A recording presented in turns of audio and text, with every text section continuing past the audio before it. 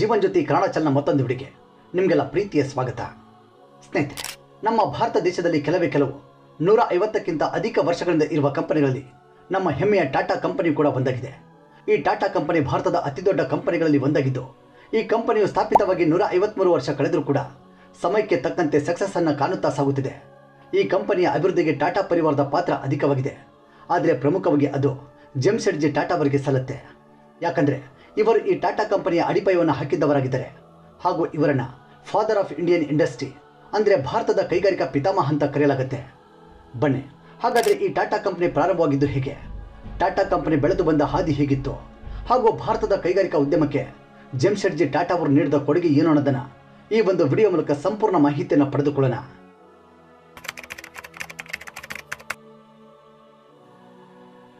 ಸ್ನೇಹಿತರೆ, ಜೆಮ್ಶೆಡ್ಜಿ ಟಾಟಾ ಅವರು ಹುಟ್ಟಿದ್ದು 1839 ಮಾರ್ಚ್ 3ರಂದು ಗುಜರಾತ್ನ ಒಂದು ಪುಟ್ಟ ನಗರವಾದ ನವಸಾರಿ ಎಂಬ ಗ್ರಾಮದಲ್ಲಿ.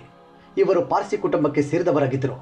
ಇವರು ತಮ್ಮ ಪ್ರಾಥಮಿಕ ಶಿಕ್ಷಣವನ್ನು ತಮ್ಮ ಹುಟ್ಟೂರಾದ ನವಸಾರಿಯಲ್ಲಿ ಒಂದು ಚಿಕ್ಕ ಶಾಲೆಯಲ್ಲಿ ಪ್ರಾರಂಭಿಸ್ತಾರೆ. ನಂತರ ತಮ್ಮ ಮುಂದಿನ ವಿದ್ಯಾಭ್ಯಾಸಕ್ಕಾಗಿ ಮುಂಬೈ ನಗರದ ಎಲಿಫೆಂಟ್ ಸ್ಟೋನ್ ಕಾಲೇಜಿಗೆ ಸೇರಿಕೊಳ್ತಾರೆ ಹಾಗೂ ತನ್ನ ವಿದ್ಯಾಭ್ಯಾಸದ ಜೊತೆಗೆ ತನ್ನ 14ನೇ ವಯಸ್ಸಿನಲ್ಲೇ ತನ್ನ ತಂದೆಯ ಜೊತೆಗೆ ವ್ಯಾಪಾರದಲ್ಲಿ ತೊಡಗಿಸಿಕೊಳ್ತಾರೆ. ನಂತರ 1858ರಲ್ಲಿ ತನ್ನ ವಿದ್ಯಾಭ್ಯಾಸವನ್ನು ಪೂರ್ಣಗೊಳಿಸಿದ ನಂತರ ಸಂಪೂರ್ಣವಾಗಿ ತನ್ನ ತಂದೆಯ ಜೊತೆಗೆ ವ್ಯಾಪಾರದಲ್ಲಿ ತೊಡಗಿಸಿಕೊಳ್ತಾರೆ. ಈ ರೀತಿ ತನ್ನ ತಂದೆಯ ಜೊತೆಗೆ 10 ವರ್ಷಗಳ ಕಾಲ ವ್ಯವಹಾರ ಜ್ಞಾನವನ್ನು ಪಡೆದುಕೊಳ್ತಾರೆ.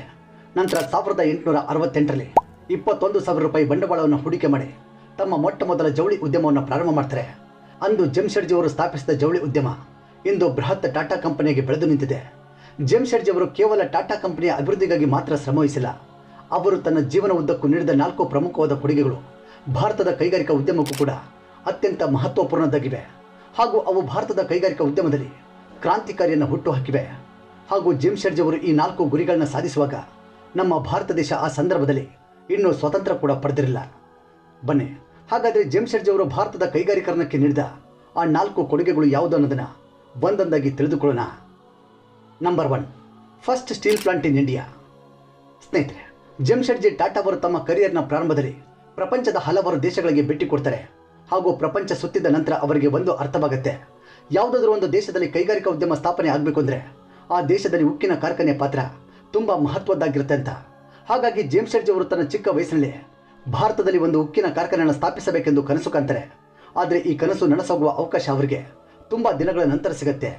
ಅವರು 1882ರಲ್ಲಿ ಒಬ್ಬ ಹೆಸರಾಂತ ಭೂತಜ್ಞರ ವರದಿಯನ್ನು ಓದುತ್ತಾರೆ ಹಾಗೂ ಈ ವರದಿಯ ಪ್ರಕಾರ ನಾಗಪುರದ ಪಕ್ಕದಲ್ಲಿರುವ ಚಂಡ ಅನ್ನೋ ಜಿಲ್ಲೆಯಲ್ಲಿ ಕಬ್ಬಿಣದ ಅದಿರು ಇರುವುದರ ಬಗ್ಗೆ ತಿಳಿದು ಬರುತ್ತೆ.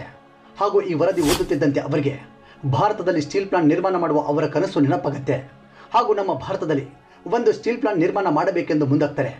ಆದರೆ ಸ್ಟೀಲ್ ಪ್ಲಾಂಟ್ ನಿರ್ಮಾಣ ಮಾಡೋದಕ್ಕೆ ಕಬ್ಬಿಣದ ಅದಿರಿನ ಜೊತೆಗೆ ನೀರು ಹಾಗೂ ಕಲ್ಲಿದ್ದಲಿನ ಅವಶ್ಯಕತೆ ಕೂಡ ಹೆಚ್ಚಾಗಿರುತ್ತೆ. ನಂತರ ಜೆಮ್ಶೆಡ್ಜಿ ಅವರು ಆ ಪ್ರದೇಶದಲ್ಲಿ ಕಲ್ಲಿದ್ದಲಿನ ಬಗ್ಗೆ ರಿಸರ್ಚ್ ಮಾಡಿದ ನಂತರ ತಿಳಿದು ಬಂದಿದ್ದೇನೆಂದರೆ ಅದು ಉಕ್ಕು ತಯಾರಿಸಲು ಸೂಕ್ತವಾದ ಪ್ರದೇಶ ಅಲ್ಲ ಅಂತ. ಹಾಗೂ ಈ ಪ್ರದೇಶದಲ್ಲಿ ಸ್ಟೀಲ್ ಪ್ಲಾಂಟ್ ತಯಾರಿಸೋದಕ್ಕೆ ತುಂಬ ಟೆಕ್ನಿಕಲ್ ಪ್ರಾಬ್ಲಮ್ಸ್ ಕೂಡ ಹೆಚ್ಚಾಗಿರುತ್ತೆ ಅಂತ ಗೊತ್ತಾಗುತ್ತೆ. ಹಾಗಾಗಿ ಜೆಮ್ಶೆಡ್ಜಿ ಅವರು ಈ ತಮ್ಮ ನಿರ್ಧಾರವನ್ನು ಕೈ ಬಿಡಬೇಕಾಗತ್ತೆ. ಆದರೆ ಅಷ್ಟೆಲ್ಲ ಆದರೂ ಕೂಡ ಜೆಮ್ಶೆಡ್ಜಿ ಅವರು ಧೃತಿಗೆಡಲಿಲ್ಲ, ತಮ್ಮ ಆತ್ಮವಿಶ್ವಾಸವನ್ನು ಕಳೆದುಕೊಳ್ಳಲಿಲ್ಲ. ಹೇಗಾದರೂ ಮಾಡಿ ಭಾರತದಲ್ಲಿ ಒಂದು ಉಕ್ಕಿನ ಕಾರ್ಖಾನೆ ಸ್ಥಾಪನೆ ಮಾಡಲೇಬೇಕು ಅಂತ ಮತ್ತೆ ದೃಢ ನಿರ್ಧಾರವನ್ನು ಮಾಡ್ತಾರೆ. ನಂತರ 1899ರಲ್ಲಿ ತನ್ನ 60ನೇ ವಯಸ್ಸಿನಲ್ಲಿ ಕೆಲವೊಂದು ವರದಿಗಳ ಪ್ರಕಾರ ಭಾರತದಲ್ಲಿ ಕೆಲವೊಂದು ಪ್ರದೇಶದಲ್ಲಿ ಕಬ್ಬಿಣದ ಅದಿರಿನ ಜೊತೆಗೆ ಕಲ್ಲಿದ್ದಲಿನ ಉಪಲಬ್ಧತೆ ಇದೆ ಅಂತ ಕೂಡ ಗೊತ್ತಾಗುತ್ತೆ. ಈ ಪ್ರದೇಶದಲ್ಲಿ ಸರಿಯಾಗಿ ಪತ್ತೆ ಮಾಡಿದ್ರೆ ಭಾರತದಲ್ಲಿ ಸ್ಟೀಲ್ ಪ್ಲಾಂಟ್ ತಯಾರಿಸಬಹುದು ಅಂತ ಜೆಮ್ಶೆಡ್ಜಿ ಅವರು ಮತ್ತೆ ಯೋಚನೆ ಮಾಡ್ತಾರೆ. ಈ ರೀತಿ ಪ್ರಕಟವಾದ ವರದಿಗಳಿಂದ ಅವರು ಮತ್ತೆ ಉಕ್ಕಿನ ಕಾರ್ಖಾನೆಯನ್ನು ಸ್ಥಾಪಿಸುವ ಅವರ ಕನಸನ್ನು ನನಸಾಗಿಸಲು ಮುಂದಾಗ್ತಾರೆ. ಹಾಗೂ ಈ ಕೆಲಸವನ್ನು ಕಾರ್ಯರೂಪಗೊಳಿಸುವ ಮುನ್ನ ಅವರು ಬ್ರಿಟಿಷ್ ಸರ್ಕಾರದಿಂದ ಅನುಮತಿ ಪಡೆಯಲು ಲಂಡನ್ಗೆ ತೆರಳಿ ಅಲ್ಲಿ ಭಾರತದಲ್ಲಿ ಸ್ಟೀಲ್ ಪ್ಲಾಂಟ್ ನಿರ್ಮಾಣ ಮಾಡುವ ತಮ್ಮ ಯೋಜನೆಯ ರೂಪುರೇಷೆಗಳನ್ನ ಬ್ರಿಟಿಷ್ ಸರ್ಕಾರದ ಮುಂದೆ ಇಡ್ತಾರೆ. ಇದನ್ನು ಪರಿಶೀಲಿಸಿದ ಬ್ರಿಟಿಷ್ ಸರ್ಕಾರ ಕೂಡ ಇದಕ್ಕೆ ಅನುಮತಿ ಕೊಡುತ್ತೆ.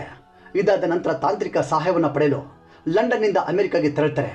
ಈ ಬಾರಿ ತಮ್ಮ ಕನಸನ್ನು ಸಂಪೂರ್ಣವಾಗಿ ಕಾರ್ಯರೂಪಕ್ಕೆ ತರಲು ಯಾವುದೇ ಅಡೆತಡೆಗಳಾಗದಂತೆ ಮುಂದುವರೆಯಲು ಪ್ರತಿಯೊಂದು ಸಲಹೆಗಳನ್ನ ಹಾಗೂ ಮಾಹಿತಿಗಳನ್ನ ಉತ್ತಮವಾದವರಿಂದ ಪಡೆಯಲು ಮುಂದಾಗ್ತಾರೆ. ಹಾಗಾಗಿ ಇವರು ಅಮೆರಿಕಾಗೆ ತೆರಳಿ ಅಲ್ಲಿ ಚಾರ್ಲ್ಸ್ ವೆಲ್ಡಸ್ ಅನ್ನೋ ಭೂತಜ್ಞರನ್ನು ಭೇಟಿ ಮಾಡಿ ಅವರನ್ನು ಭಾರತದಲ್ಲಿ ಸಂಶೋಧನೆ ಮಾಡಲು ಮನವಿಯನ್ನು ಮಾಡಿಕೊಳ್ತಾರೆ ಹಾಗೂ ಭಾರತದಾದ್ಯಂತ ಸಂಶೋಧನೆ ನಡೆಸಿ ಸೂಕ್ತ ಸ್ಥಳವನ್ನು ನಿಗದಿಪಡಿಸ್ತಾರೆ ಹಾಗೂ ಅಲ್ಲಿ ಒಂದು ತನ್ನ ಕನಸಿನ ಉಕ್ಕಿನ ಕಾರ್ಖಾನೆಯನ್ನು ಸ್ಥಾಪನೆ ಮಾಡ್ತಾರೆ. ಅದೇ ಭಾರತದ ಪ್ರಥಮ ಉಕ್ಕು ಕಾರ್ಖಾನೆ ಸ್ಥಾಪಿಸಿದ ಸ್ಥಳ ಜೆಮ್ಶೆಡ್ಪುರ. ಇದು ಇಂದು ಪ್ರತಿಷ್ಠಿತ ನಗರವಾಗಿದೆ. ಹೀಗೆ ಜೆಮ್ಶೆಡ್ಜಿ ಅವರು ಭಾರತದಲ್ಲಿ ಸ್ಟೀಲ್ ಪ್ಲಾಂಟ್ ಅನ್ನು ನಿರ್ಮಾಣ ಮಾಡುವ ತಮ್ಮ ಕನಸನ್ನು ನನಸಾಗಿಸಿಕೊಳ್ತಾರೆ. Number 2, Indian Institute of Science. ಸ್ನೇಹಿತರೆ, ಜೆಮ್ಶೆಡ್ಜಿ ಟಾಟಾ ಅವರು ಶಿಕ್ಷಣದ ಮಹತ್ವದ ಬಗ್ಗೆ ತುಂಬಾ ಚೆನ್ನಾಗಿ ಅರಿತುಕೊಂಡಿದ್ರು. ಹಾಗಾಗಿ ಭಾರತದಲ್ಲಿ ಉನ್ನತ ಶಿಕ್ಷಣಕ್ಕೆ ಆದ್ಯತೆ ಕೊಡುವ ಉದ್ದೇಶದಿಂದ ಒಂದು ಸಂಶೋಧನಾ ವಿಶ್ವವಿದ್ಯಾಲಯವನ್ನು ಸ್ಥಾಪಿಸಬೇಕು ಅಂತ ಅಂದುಕೊಳ್ತಾರೆ. ಹಾಗೂ ಈ ಒಂದು ಗುರಿಯನ್ನು ಸಾಕಾರಗೊಳಿಸಲು ಅದಕ್ಕಾಗಿ ಒಂದು ಪ್ರತ್ಯೇಕವಾದ ತಂಡವನ್ನು ರಚನೆ ಮಾಡ್ತಾರೆ. ಹಾಗೂ ಆ ಒಂದು ತಂಡ ಕೇವಲ ಈ ಪ್ರಾಜೆಕ್ಟ್ನ ಮೇಲೆ ಕೆಲಸ ಮಾಡ್ತಾ ಇತ್ತು. ಇದರ ಜೊತೆಗೆ ಜೆಮ್ಶೆಡ್ಜಿ ಅವರು ಭಾರತದಲ್ಲಿ ವಿಶ್ವವಿದ್ಯಾಲಯವನ್ನು ಸ್ಥಾಪಿಸುವ ಬೇಡಿಕೆನ ಬ್ರಿಟಿಷ್ ಸರ್ಕಾರದ ಮುಂದೆ ಪ್ರಸ್ತಾಪ ಮಾಡ್ತಾರೆ. ಆದರೆ ಬ್ರಿಟಿಷ್ ಸರ್ಕಾರ ಈ ಒಂದು ಬೇಡಿಕೆಗೆ ಸಕಾರಾತ್ಮಕವಾದ ಪ್ರತಿಕ್ರಿಯೆ ನೀಡಲಿಲ್ಲ. ಯಾಕಂದರೆ ಬ್ರಿಟಿಷ್ ಸರ್ಕಾರ ಹೇಗೆ ಯೋಚನೆ ಮಾಡ್ತಾ ಇತ್ತು ಅಂದರೆ, ಭಾರತದಲ್ಲಿ ಉನ್ನತ ಶಿಕ್ಷಣ ಪಡೆಯಲು ಯಾರೂ ಕೂಡ ಅಷ್ಟೊಂದು ಇಷ್ಟಪಡುವುದಿಲ್ಲ. ಹಾಗೂ ಒಂದು ವೇಳೆ ಯಾರಾದರೂ ಉನ್ನತ ಶಿಕ್ಷಣವನ್ನು ಪಡೆದುಕೊಂಡರೂ ಕೂಡ ಭಾರತದಲ್ಲಿ ಅವರಿಗೆ ಆ ಶಿಕ್ಷಣಕ್ಕೆ ತಕ್ಕ ಹಾಗೆ ಕೆಲಸವಾಗಲಿ ಅಥವಾ ಅದಕ್ಕೆ ತಕ್ಕ ಹಾಗೆ ಸಂಬಳ ಕೂಡ ಲಭಿಸುವುದಿಲ್ಲ. ಆದರೆ ಭಾರತದಲ್ಲಿ ಒಂದಲ್ಲ ಒಂದು ದಿನ ಕೈಗಾರಿಕೋದ್ಯಮ ರೆವಲ್ಯೂಷನ್ ಪ್ರಾರಂಭವಾಗುತ್ತೆ ಅನ್ನೋದು ಜೆಮ್ಶೆಡ್ಜಿ ಅವರ ಬಲವಾದ ನಂಬಿಕೆಯಾಗಿತ್ತು. ಹಾಗಾಗಿ ಭಾರತದಲ್ಲಿ ಮುಂದೊಂದು ದಿನ ಉನ್ನತ ಶಿಕ್ಷಣ ಪಡೆದವರ ಅಗತ್ಯತೆ ಇರುತ್ತೆ ಅಂತ ಜೆಮ್ಶೆಡ್ಜಿ ಅವರು ಯೋಚನೆ ಮಾಡ್ತಾ ಇದ್ರು. ಹಾಗಾಗಿ ಅವರು ಈ ಒಂದು ಯೋಜನೆಯನ್ನು ಕೈಬಿಡಲು ಒಪ್ಪಿಕೊಳ್ಳಲಿಲ್ಲ.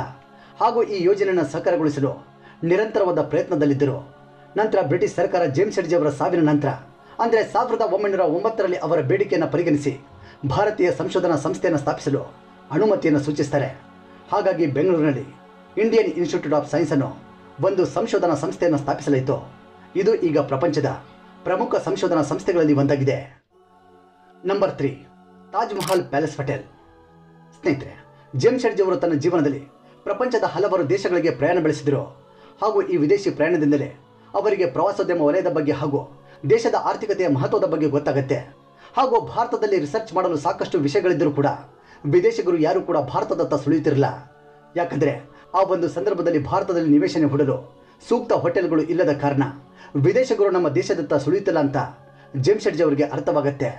ಹಾಗೂ ಈ ಒಂದು ಸಮಸ್ಯೆಯನ್ನು ಬಗೆಹರಿಸಲು ವಿದೇಶಿ ಪ್ರವಾಸಿಗರಿಗೆ ಆದ್ಯತೆ ನೀಡುವ ಉದ್ದೇಶಕ್ಕಾಗಿ ಉತ್ತಮ ವ್ಯವಸ್ಥೆಯುಳ್ಳ ಒಂದು ಹೋಟೆಲನ್ನು ನಿರ್ಮಾಣ ಮಾಡಲು ನಿರ್ಧಾರ ಮಾಡಿ ಮುಂಬೈಯಲ್ಲಿ ತಾಜ್ ಮಹಲ್ ಪ್ಯಾಲೇಸನ್ನು ಒಂದು ಹೋಟೆಲನ್ನು ನಿರ್ಮಾಣ ಮಾಡ್ತಾರೆ. ಈ ಒಂದು ಹೋಟೆಲ್ ಇವತ್ತಿಗೂ ಕೂಡ ಭಾರತದ ಪ್ರಸಿದ್ಧ ಹೋಟೆಲ್ಗಳಲ್ಲಿ ಒಂದಾಗಿದೆ. Number 4, hydro electric power plant.